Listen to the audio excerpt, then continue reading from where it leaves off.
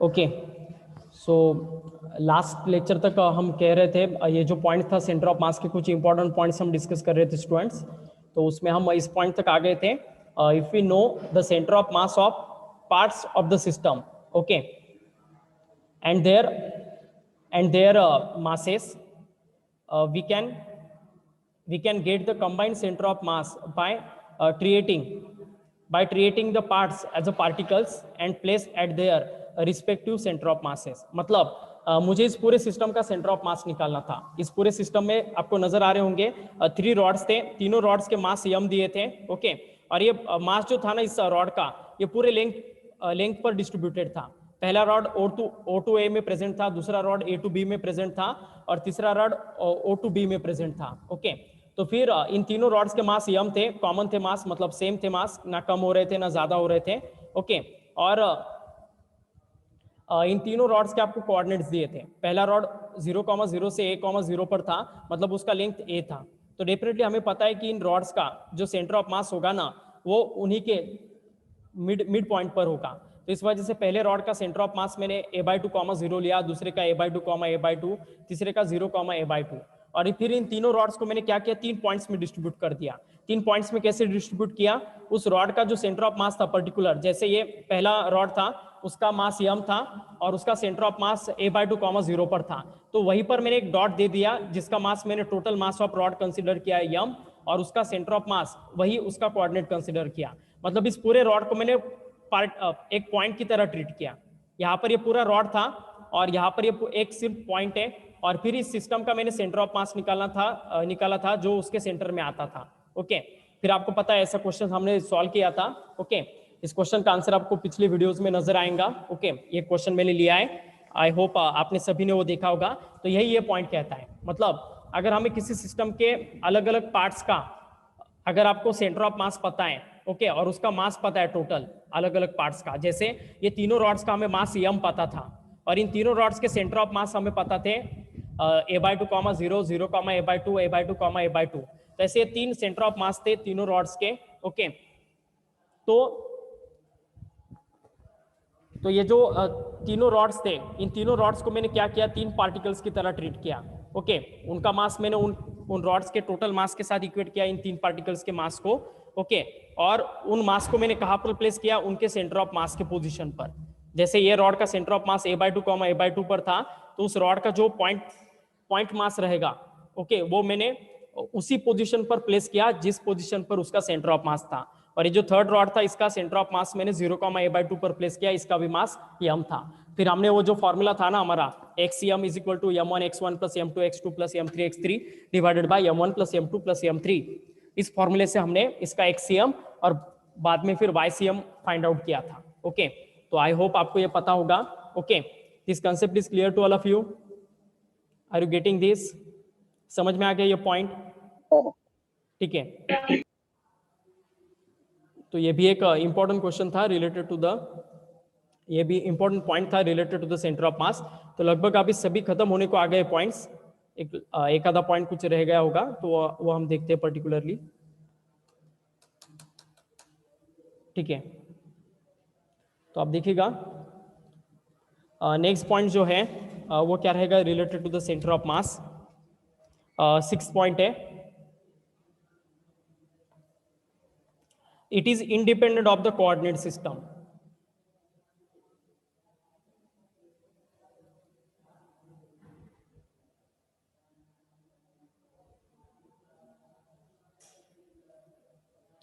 It is independent of coordinate system, okay. मतलब coordinate system पर depend नहीं रहता है, कोऑर्डिनेट सिस्टम का ओरिजिन कहाँ पर है उसके ऊपर सेंटर ऑफ मास का पोजीशन डिपेंड नहीं रहेगा, okay.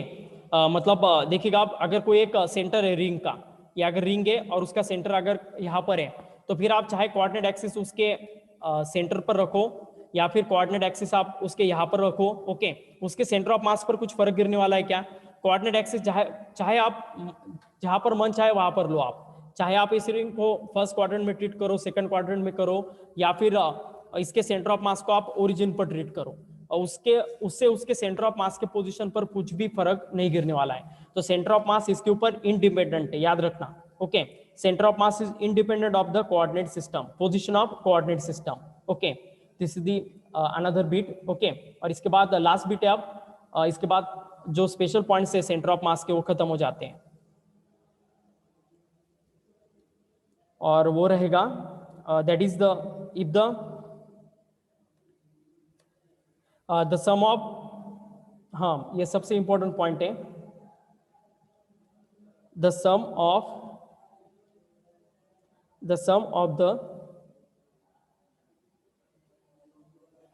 moments of the masses, the sum of the moments of the masses of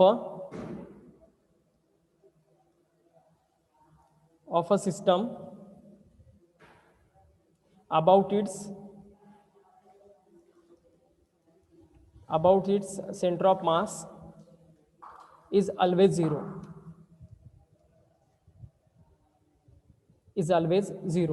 okay. तो ये सबसे इंपॉर्टेंट है। अगर हम किसी एक सिस्टम में अगर n मासेस है और उन n मासेस का अगर हम मूवमेंट लेते हैं with respect to centre of mass, तो वो मूवमेंट हमेशा इक्वल टू क्या आएगा, जीरो आएगा, ओके। तो यही से हम जो नेक्स्ट न्यूमेरिकल हमारा वो स्टार्ट करने वाले हैं। तो एक बिट पर इसके एक न्यूमेरिकल ले लेते हैं हम, ओके। और फिर हम इसके ऊपर क्वेश्चन देख, मतलब ये बिट ले लेते हैं हम। A man of mass 80 kg, okay. लिखिएगा question, a man of mass 80 kg stands on a plank of mass 40 kg। Planck मतलब एक लकड़ी का जो पीस होता है उसे प्लंक कहते हैं हम, ओके। उसका मास 40 kg दिया है। The Planck laying on a smooth horizontal floor,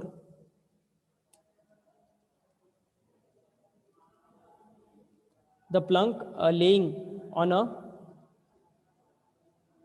smooth horizontal floor। तो ये प्लंक स्मूथ हॉरिजॉन्टल फ्लोर पर है। इनिशियली बोथ एट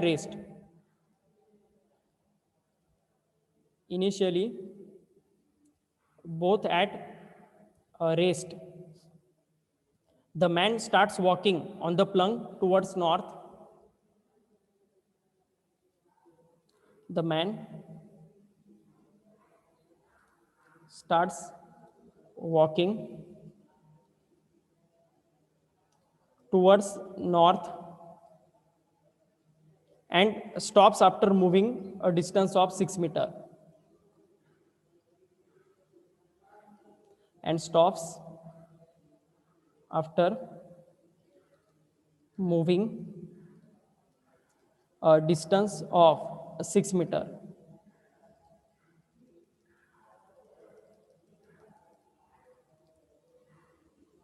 देन तो क्या रहेगा फिर देखिएगा आप, तो यहाँ पर पोजीशन ऑफ सेंटर ऑफ मास निकालना है हमें, okay. Displacement of centre of मास यहाँ पर हमें निकालना है। 1 minute रुकिएगा। The plunk will slide on the north by distance 4 meter. The plunk will slide to the south by distance of 4 meter, and the plunk will slide to the south by distance of 12 meter. Okay. पहला आएगा the center of mass of the plunk system remains stationary. Okay. उसके बाद next आएगा the plunk will slide towards north with a 4 meter. मतलब ठीक है, मैं इसका डायग्राम निकालता हूँ। यह हमारे एक प्लंक है, लकड़ी का एक हिस्सा है, ओके, जिसे हम प्लंक कहते हैं। तो ये जो प्लंक रहेगा, इस प्लंक के ऊपर एक आदमी खड़ा है, ये हॉरिजॉन्टल प्लंक है, ओके। ऐसा एक हॉरिजॉन्टल प्लंक है और ये आदमी ए पॉइंट से बी पॉइंट की ओर जाने वाला है, ओके। और कितना डिस्टेंस कवर करने वाला है, ऐसा उनका कहना है 6 मीटर का। लेकिन याद रखिएगा, अगर ये आदमी, ये मतलब जो पूरा सिस्टम है ना, ये आदमी चलते वक्त भी, ये आदमी जब अपना पोजीशन ए टू बी करने वाला है ना, तो इस सिस्टम का मास कुछ भी चेंज नहीं हो रहा है और ना ही इस सिस्टम पर एक्सटर्नल फोर्स अप्लाई हो रहा है। ये उस आदमी का ही फोर्स है जो इस प्लंक के ऊपर अप्लाई हो रहा है। इस वजह से यहाँ पर सिर्फ सिस्टम के अंदर का ही फोर्स एक्ट हो रहा है और इस वजह से सिस्टम का मास भी चेंज नहीं हो रहा है, वो एज इट इज है, ओके।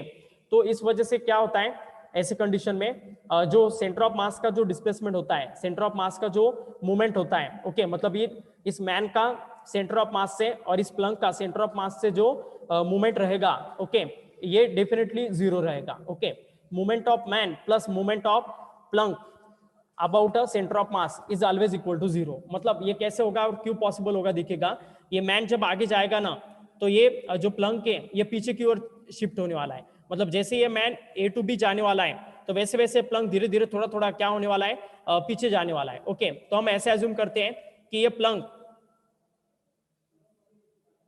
ये जो प्लंक रहेगा, ये क्या होने वाला है, देखिएगा, जैसे जैसे आदमी आगे आगे जाएगा वैसे वैसे ये प्लंक पीछे पीछे खिसकने वाला है। ओके, मतलब ऐसा जाने वाला है। ठीक है, थोड़ा तो भी ये पीछे जाएगा।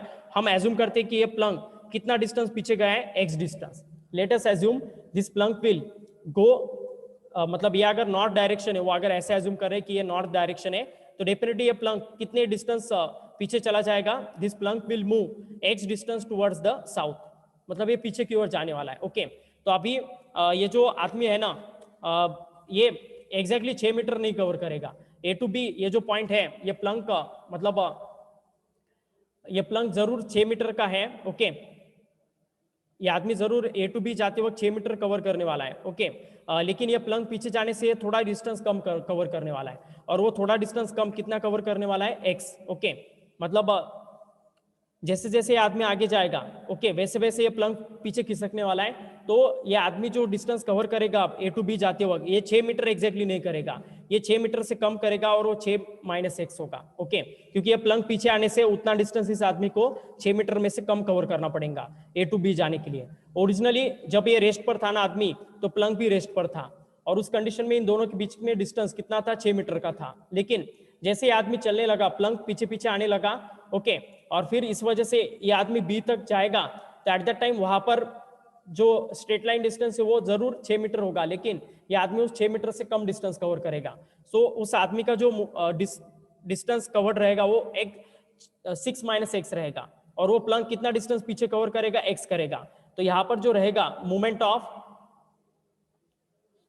Of man must be equal to क्या रहेगा, मूवमेंट ऑफ प्लंक।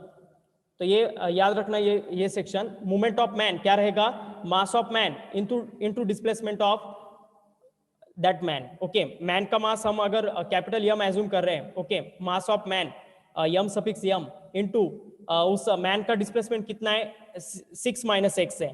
तो उस मैन का मास और उस मैन का displacement 6 minus x is equal to क्या आएगा फिर, आफ्टर दैट क्या आएगा फिर, देखिएगा, mass of plank into displacement of plank. तो प्लंक का डिस्प्लेसमेंट कितना है, एक्स है। तो यहाँ पर देखिएगा मैन का मास कितना दिया था, 80 kg, तो 80 इन ब्रैकेट 6 माइनस एक्स आएगा is equal to mass of plank 40 in bracket x आएगा। तो देखिएगा फिर 80 से अगर अंदर मल्टीप्लाई करता हूं मैं, तो 480 minus 80x is equal to 40x आएगा। तो ये माइनस 80x उधर जाके प्लस होगा, तो 120x होगा। 120x इज इक्वल टू 480, और फाइनली फिर क्या आने वाला है, देखिएगा, x is equal to 480 divided by 120। तो फाइनल आंसर आने वाला है इसका 4 मीटर।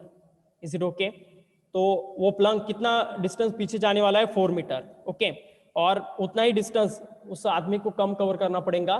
तो ये आदमी का डिस्प्लेसमेंट डेफिनेटली कितना रहेगा, 2 मीटर का। ओके, और उस प्लंक का पीछे की ओर डिस्प्लेसमेंट कितना रहेगा, 6 मीटर का। क्यों होता है ऐसा? क्योंकि जो आगे शिफ्ट होने वाला मोमेंटम है उसे बैलेंस करने के लिए इस प्लंक को पीछे जाना पड़ता है। तो इस वजह से ये बीट ऑकर होने वाला है। ओके, तो क्या ये मैन प्लंक प्रॉब्लम क्लियर हुआ सभी को? इसे मैन प्लंक प्रॉब्लम कहा जाता है। इसके ऊपर क्वेश्चन हम लेने वाले और भी, लेकिन ये अगर समझ में आ जाता है तो मुझे आगे के क्वेश्चन बहुत कम आपको एक्सप्लेन करने पड़ेंगे। ठीक है, is it okay? Concept is clear to all of you? तो इस प्लंक का डिस्प्लेसमेंट किस ओर होने वाला है, साउथ की ओर, और उस मैन का डिस्प्लेसमेंट नॉर्थ की ओर होने वाला है। मैन का डिस्प्लेसमेंट 2 मीटर होगा क्योंकि उसका डिस्प्लेसमेंट 6 माइनस एक्स था, और प्लंक का डिस्प्लेसमेंट एक्स था जो पीछे की ओर था। ठीक है, आर यू गेटिंग दिस? कुछ दिक्कत बच्चों?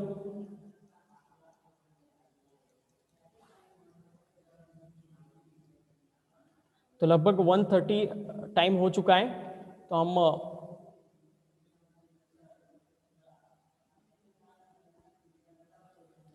तो लगभग टाइम हो चुका है लेक्चर का।